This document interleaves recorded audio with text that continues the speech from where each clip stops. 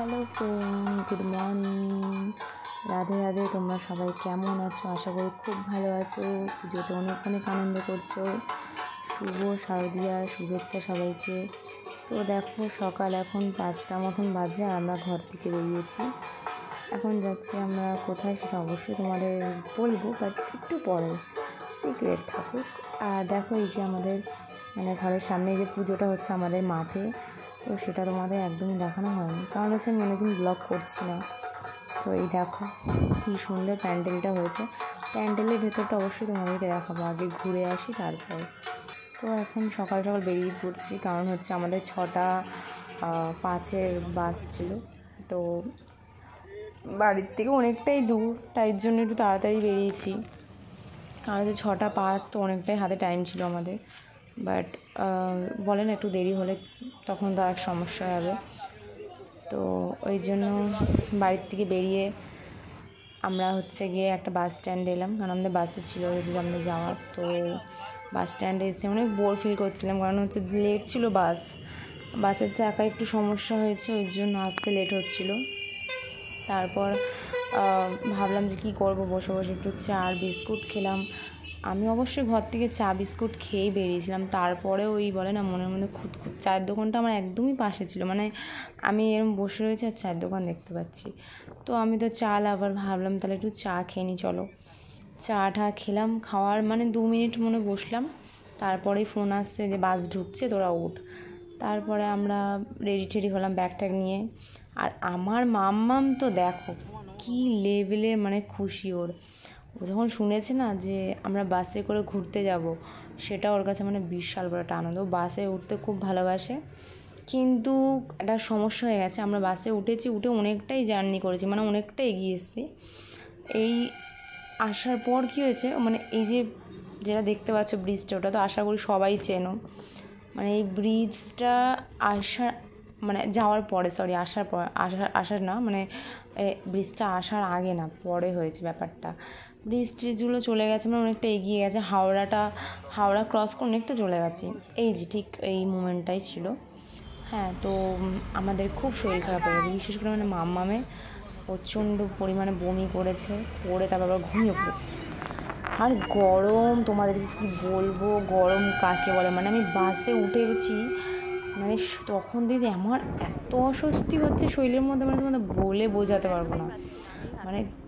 গা পাক দিচ্ছে, মনে হচ্ছে আমি কখন নামবো, পুরো গা থরথর করে কাঁপছে, আমার ভেতর দিয়ে ঘেমে যাচ্ছে, এত অস্থির লাগছিলো। কারণ হচ্ছে কি, একটা সাইড দিয়ে একটু হাওয়া পাস হচ্ছে না, এদিক দিয়ে ওদিক দিয়ে। মাঝখানে আমরা যেখানে বসেছি, একটু জানলাটা যে হাওয়া ঢোকার মতন কোনো প্যাসেজ নেই।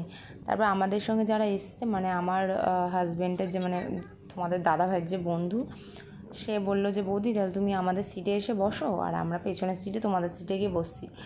আমাদের সিটের ভিডিওটাতে আশা করি দেখতেই পাচ্ছ তোমরা, এর আগেরটা, এটা তো গিয়ে অন্য সিটে বসলাম আমরা। কিচ্ছু একটা ফোঁটা হাওয়া ঢুকছে না, কি কষ্ট হচ্ছিলো জানো তো। মাম্মামের বাসে খুবই কষ্ট হয়েছে, সব বলার মতো না। তো এখন দেখো এই পরিবেশটা দেখো, সেই লেভেলের, খুব সুন্দর। তো বাসে ফার্স্টে খুব কষ্ট করি, তারপর একটু ভালো লেগেইছে, একটু না অনেকটাই ভালো লাগছে। তারপর বমির ওষুধ খেয়েছি, খেয়ে জল টল খেয়ে একটু রেস্ট টাইপের, একটু মাথা চুপচাপ মাথাটাকে ফেলে রেখেছিলাম। আর মাম্মাম তো ঘুমিয়ে পড়েছিল, অনেকটা শান্তি লাগলো। তো আচ্ছা বলো তো, কোথায় এসেছি বলতে পারবে? তাড়াতাড়ি কমেন্ট করে বলো তো আমি কোথায় এসেছি। আশা করি সবাই বুঝতেই পেরেছো, একটু নর্মাল ব্যাপার। কারণ তোমাদেরকে আমি দেখিয়ে দিয়েছি আমি কোথায় এসেছি। তো দেখো আমাদের রুমটা দেখো, এটা আমাদের হোটেলের রুম। এসে এখনও জামা কাপড় আমি চেঞ্জ করতে পারিনি, ভাবলাম প্রথমে চলো তোমাদের রুমটা একটু দেখিয়ে দিই। এই যে আমাদের রুমের থেকে একটা ছোট্ট জানলা আছে, আর এদিকে দেখো ওপরটা আমার খুব সুন্দর লাগছে রুমের, কারণ খুব সুন্দর লাইট দিয়ে ডেকোরেশন করা। আর একটা টিভি আছে, আর একটা ওয়ার্ড্রপ আছে, আর গিয়ে একটা বেড দিয়েছে, বেড তো দেবে অলওয়েজ, নর্মাল ব্যাপার। আর এই ওয়াশরুমটা দেখো, ওয়াশরুমটাও খুব পরিষ্কার। তো আমার মোটামুটি ভালোই লেগেছে। আমার সবথেকে বেশি ভালো লেগেছে এই জায়গাটা, এই আয়নাটা খুব ভালো লাগে। দেখো আয়নাটা আমার এত পছন্দ হয়েছে। আর মাম্মাম তো আয়নার সামনে দাঁড়িয়ে নিজেকে দেখছে আর মেকআপ করছে, কত কিছু করছে। আবার মাঝে মাঝে আমাকে বলছে, মাম্মা একটু ক্যামেরাটা অন করো না, আমাকে দেখাও। এই দেখো আমরা আসার পর রুমটা দেখো কি অবস্থা, আগের রুমটা আর এখন, আর এই জায়গাটার অবস্থা দেখো একদম বাজে হয়ে গেছে। তো আমি এসে ফ্রেশ হয়ে নিলাম, যেহেতু আজকে আমরা চান করব না, তো ভাবলাম যে চলো ফ্রেশ হয়ে নি। আর খুব খিদে পেয়েছে, এতটাই খিদে পেয়েছে যে মানে বিরক্ত লাগে। সেই সকালে যে তোমরা চা খেতে আমাকে দেখেছো, সেই চা খাওয়াই আমি কিচ্ছু খাইনি। আর এই দেখো চান টান করে ফ্রেশ হয়ে বেরিয়ে পড়েছি, এখন খেতে যাচ্ছি। এখন আমরা খাওয়া দাওয়া করবো। তো চলে এসে দেখো এতটাই গরম পরিমাণে বাইরে যে কিছু বলার নেই। তো আমরা এসিতে মানে এসি রুমে বসেছিলাম, কারণ হচ্ছে গিয়ে ভেবেছিলাম যে আমাকে প্রথমে আমার বর বললো যে কী করবে গরমের মধ্যে বাইরে এসিতে খাবে, তো চলো এসিতেই যাই। তো ওই জন্য এসি হোটেল ছিল ওখানে। মানে এখানে কি বলতো খুব সুন্দর একটা সিস্টেম, এসি নন এসি মানে কোনো ব্যাপারই না, যার যেরকম ভালো লাগবে সে সেরকম। তো আমরা এসিতেই গেছিলাম, খেয়ে দিয়ে মানে বাড়িতেও মানে হোটেলেও ঢুকিনি, সোজা চলে গেছি বিচে। গিয়ে একটুখানি মানে বেশিক্ষণ না, একদম একটুখানি দাঁড়িয়েছি। এত ভালো লাগছে, সমুদ্রের ঢেউগুলো এখন আসছে, মনে হচ্ছে আমি ওখানেই বসে থাকি। সিরিয়াসলি মানে আমার লাইফে এটা ফার্স্ট টাইম দীঘা আসা, তো আমার খুব খুব ভালো লেগেছে, মানে বলার মতো না। তাই আমি ভাবছিলাম যে এরকম জায়গা মানে আমি ভাবতে পারিনি দীঘায় এসে আমি এতটা ভালো ফিল করব। আচ্ছা তোমরা কে কে দীঘা ঘুরতে এসছো? তোমরা হয়তো ভাবছো বাবা দীঘা ঘুরতে গেছো তাই এরকম করছো। হ্যাঁ সত্যি দীঘা এসেছি তাই এরকম করছি, কারণ হচ্ছে দীঘা আমি ফার্স্ট টাইম এসেছি। মানে আমি এত বড় হয়েছি এখনও পর্যন্ত, মানে এই মুহূর্তে দাঁড়িয়ে আমি বলতে পারি যে হ্যাঁ এখন এসেছি। বাট মানে এর আগে আমি কখনো বলতে পারবো না আমি দীঘা পুরী এসব জায়গায় গেছি, এটা আমার ফার্স্ট টাইম। তো আমার জন্য খুবই একটা আনন্দের ব্যাপার, মানে কি বলবো আর কিছু বলার নেই। তো দেখো আমরা খাওয়া দাওয়া খেয়ে একটু বিচে গেলাম, তারপর হচ্ছে রেস্ট নিলাম, বাড়ি চলে গেছিলাম, মানে রুমে চলে গেছিলাম। আমাদের রুমে গিয়ে কিছুক্ষণ একটু রেস্ট নিয়ে আমার পরে তারপর আমার বর বলছে চলো এবার ঘুরতে যাই আমরা। তো 4:30 নাগাদ রেডি হলাম, মাম্মামকে রেডি করলাম, রেডি হয়ে বেরিয়ে পড়লাম ঘুরতে আবার। তো আমার লুকটা বলো তোমরা কমেন্টে যে কেমন লাগছে।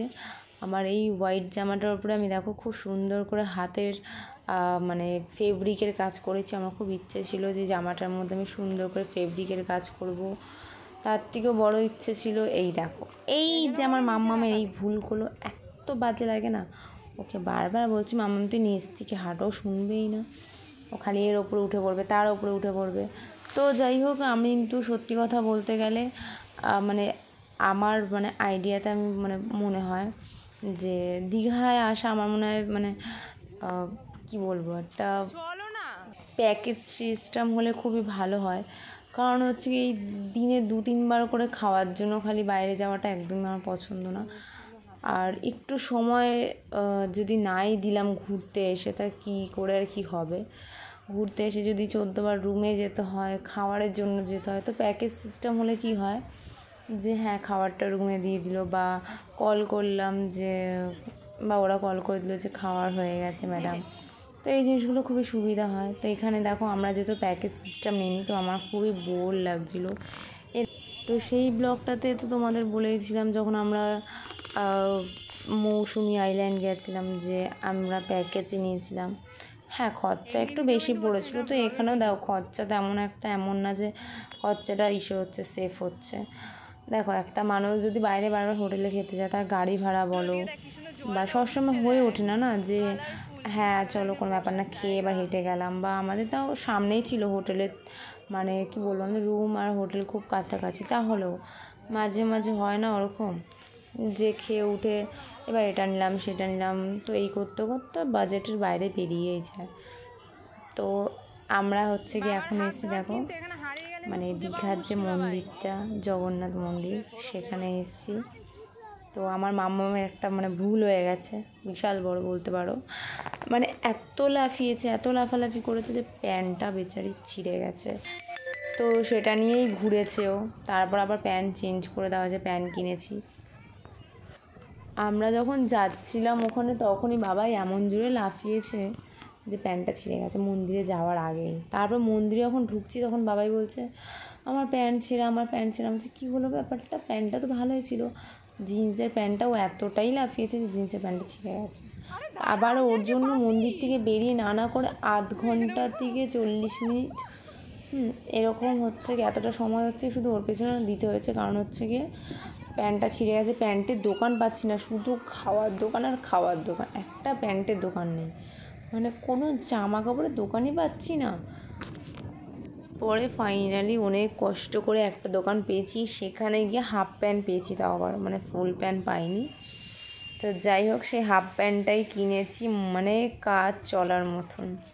তো দেখো ওদিক থেকে ঘুরে আসার পর বিচে অনেকটা সময় আমরা বসেছিলাম, অনেকটা বলতে কি অনেকটাই সময় ওখানে বসে, মানে ওর বন্ধু, তারপরে বন্ধুর বউরা সবাই মিলে আমরা একটু সময় ওখানে কাটালাম, অনেকটাই ভালো লাগলো।